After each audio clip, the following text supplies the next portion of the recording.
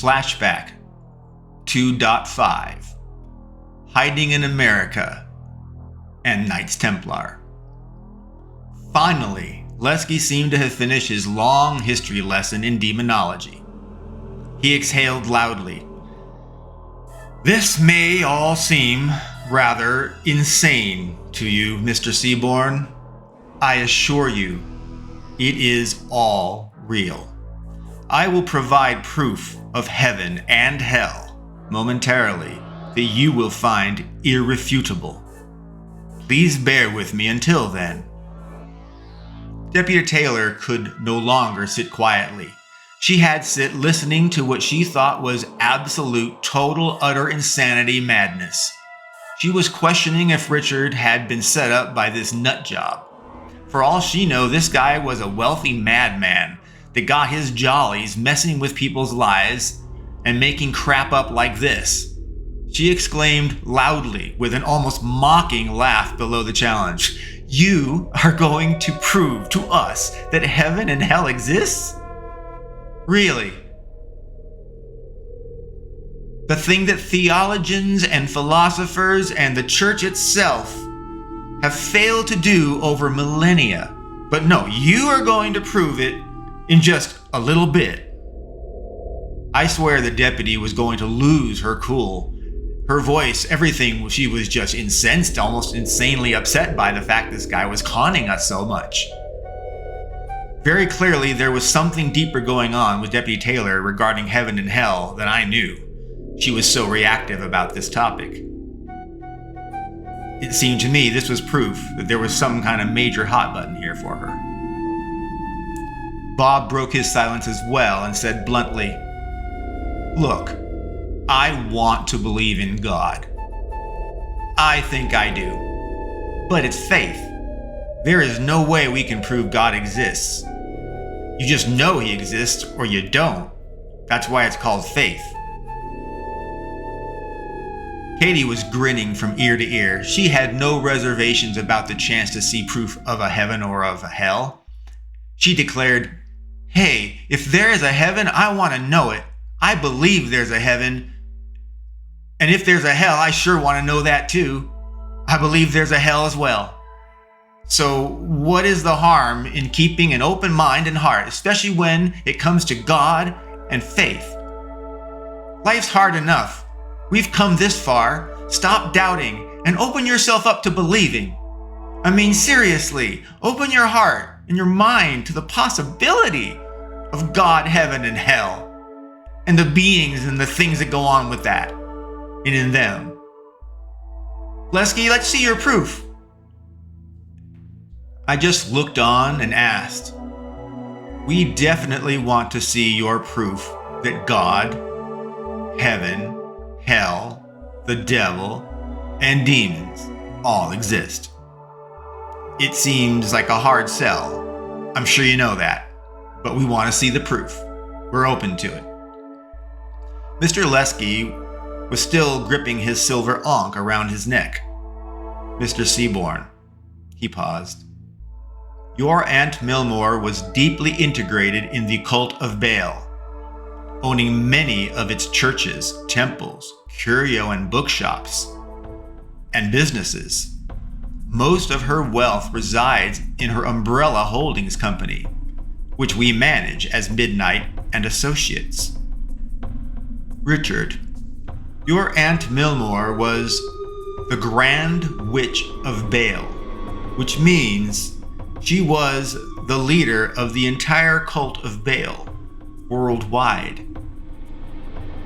Oh, Mr. Seaborn, your Aunt Milmore had infiltrated the cult of Baal and seized control of its finances and its real assets, all so that she could know their activity and choose where to hinder their operations, or even shut them down. Follow the money to find the evil, your Aunt Milmore would say. However, Mr. Seaborn, the Baal organization flourished much faster than she could stop them. Her balancing act of appearing legitimate to the cult while slowing or stopping its branches and initiatives was ineffective. And so, she had the cult information and the financial and technical legal means to end it. But every branch, every store, church, temple, every operation had its own leadership, its own goals, and its own missions. Every one of them was entirely independent, unless Millmore reached out to them with a directive or command. Aunt Millmore knew she had neither the fortitude nor the time to wage war against the cult.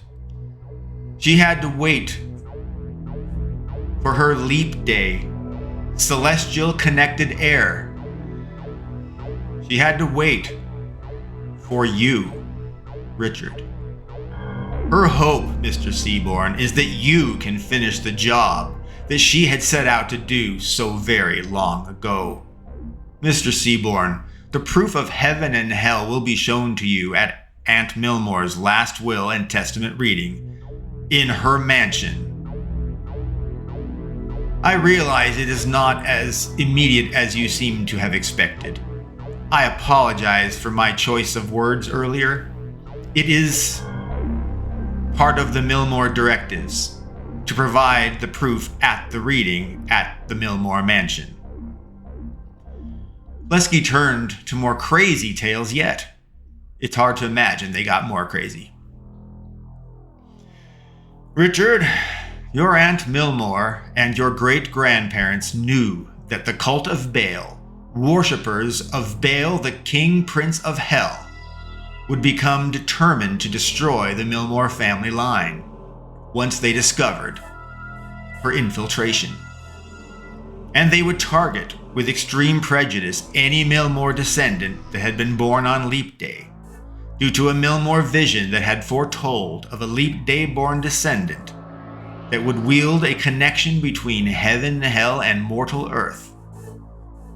They intend only that they and Baal himself have such powers on earth.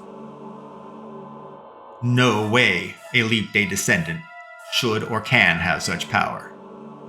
They also believed in an Aunt Millmore vision that was more of a prophecy, that one of those descendants, a Leap Day-born descendant, would be a divine soldier that heaven itself would empower against their hell invasion, so that they could not enter the mortal world, and they would threaten Baal's reign from becoming the controller and bringing hell on earth.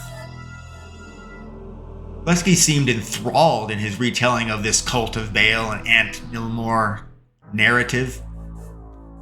He continued, "It was imperative to sever all connections from Aunt Millmore with her descendants, to protect them from the cult of Baal. Their names and homes had to be changed. Even their countries of origin had to be new. None could know of their lineage. It had to be utterly and completely expunged." Lesky narrated on, "Your grandfather, Joseph Milmo, was the child of 2 Irish immigrant parents to the United States. They set up a newspaper business in New York, using money from Aunt Millmore to migrate and start their newspaper. Aunt Millmore required that they change their names during the immigration processing. And they were to forget everything about Millmore and their past. And they would have to adopt the new name Milmo. Your grandfather and his parents would become the Milmos in America. And that is where your family line severed from the Millmores, from Aunt Millmore. Your great-grandparents were the last to know of the Millmore history, and they took that knowledge with them to their graves." Lesky looked a little more relaxed and reclined in his throne. "Richard, we have tracked you since the day you were conceived, just as we have tracked every Millmore descendant. Seeing as you were born on Leap Day of 1968, you could be Millmore's long-awaited heir. And so, we further obfuscated your heritage and even your birth. We created several false birth certificates for you, each with different birth dates and name variations.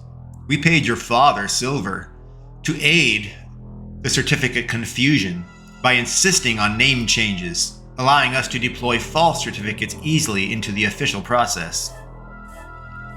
Your intended birth certificate was to be Seaborn, with 2 E's, Seeborn, in recognition of your being a born seer, as in a mythical seer heritage. However, another Seaborn version managed to become your permanent name. That was not our intention, to be Seaborn of the Ocean, Seaborne. Oh well, Richard, mistakes happen.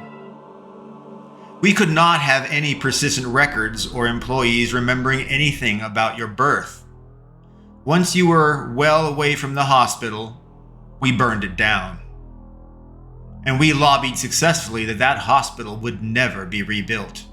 All of its records forgotten, burned, destroyed. We were successful. There was no trace of your birth. And as a result, there have been no hunters seeking you. Aunt Millmore took your safety seriously. Yeah, Millmore took it seriously, all right, I thought. She burned down a hospital, forged my birth certificates.